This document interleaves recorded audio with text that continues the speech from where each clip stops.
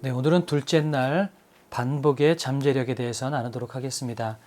KBS 스페셜 다큐멘터리 중에 0.2% 기적, 유태인 성공의 미스터리라는 주제로 다큐멘터리가 나온 적이 있었는데요. 거기서는 그 반복의 잠재력을 주로 다루었습니다. 우리도 알다시피 전 세계의 정치, 경제, 문화, 예술, 학계 이런 곳의 거장들을 보면 유대인들이 굉장히 많이 있습니다. 실제로 유대인은 전 세계 인구의 0.2%밖에 되지 않는데요. 노벨상 수상자의 25%, 아이비리그 학생 중에 23%, 그리고 세계적인 억만장자의 30%가 유대인이라고 합니다. 이만큼 유대인은 탁월한 면이 있다는 거죠. 물론 그것으로 인한 부정적인 면도 분명히 있기는 있습니다. 그러나 그렇다 할지라도 유대인들이 가지고 있는 그 탁월성만큼은 우리가 부인할 수가 없습니다. 그렇다면 이 탁월성이 어디서부터 왔을까? 이런 것들을 참 많이 연구했는데요. 이 탁월성을 새로운 각도로 풀어서 쓴 책이 하나가 있습니다. Breaking the Jewish Code라는 책을 쓴 페리스토는 30여 차례 이상 성지순례, 이스라엘 성지순례를 하고 유대인들을 보면서 유대인들이 탁월할 수밖에 없었던 그 12가지 코드를 발견하게 되었습니다. 그런데 그 12가지 코드를 꿰뚫는 중심적인 단어는 무엇이냐면 그것은 반복의 힘이라는 것입니다. 유대인들이 탁월할 수밖에 없었던 그 12가지 코드를 본다면 유태인 사원을 중심으로 매주 지키는 안식일, 축제로 지키는 7가지 절기의식, 일상에서의 쉐마, 토라, 탈무드를 중심으로 반복되는 회당, 부모 교육과 대화 방식, 다양한 통과 의례 이런 것들이 유대인들에게 있었던 특별한 코드라는 것입니다. 말씀드렸던 것처럼 사원을 중심으로 매주 지키는 안식일의 반복, 그리고 7가지 절기를 1년마다 반복해서 드리면서 하나님께서 이스라엘에게 주셨던 역사적 사건을 기념하는 의식, 일상에서 말씀을 암기하고 나누는 쉐마, 토라, 그 다음에 식탁 예절, 이런 모든 것들을 공통적으로 꿰뚫는 단어는 바로 반복이다라는 것입니다. 변화는 작은 데서 출발합니다.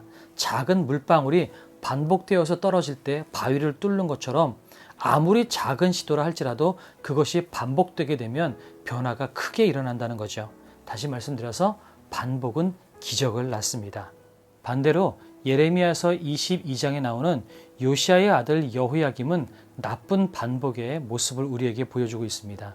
22장 22절에 내가 평안할 때에 내가 네게 말하였으나 내 말이 나는 듣지 아니하리라 하였나니 내가 어려서부터 내 목소리를 청종치 아니함이 내 습관이라 이렇게 말씀하고 있습니다.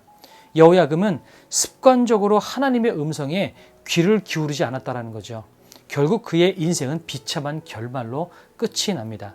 나쁜 반복은 나쁜 기적을 낳습니다. 이것이 나쁜 반복의 파급 효과입니다. 좋은 반복은 좋은 기적을 일으키고 나쁜 반복은 나쁜 기적을 일으킨다. 우리 주변에도 그렇고 어떤 교회나 단체도 마찬가지고 15분짜리 큐티를 반복해서 했더니 그 공동체가 신앙으로 바로잡혀지고 분위기가 굉장히 밝아졌다라고 하는 이야기도 있었습니다. 우리의 삶도 마찬가지입니다. 작은 것, 사소한 것이지만 그것을 반복했을 때 우리는 그것이 우리의 삶을 변화시키는 것을 우리는 많이 경험해 왔을 것입니다.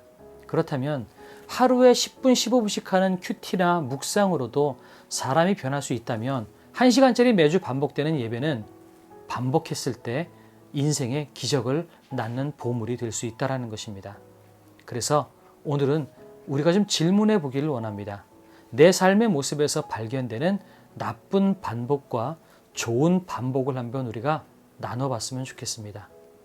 또 한 가지, 더 나은 예배, 더 하나님께서 기뻐하시는 내 안에 좋은 기적을 일으킬 수 있는 예배를 위해서 나에게 생겼으면 하는 좋은 반복은 무엇인지 오늘 한번 생각해보는 하루가 되었으면 좋겠습니다.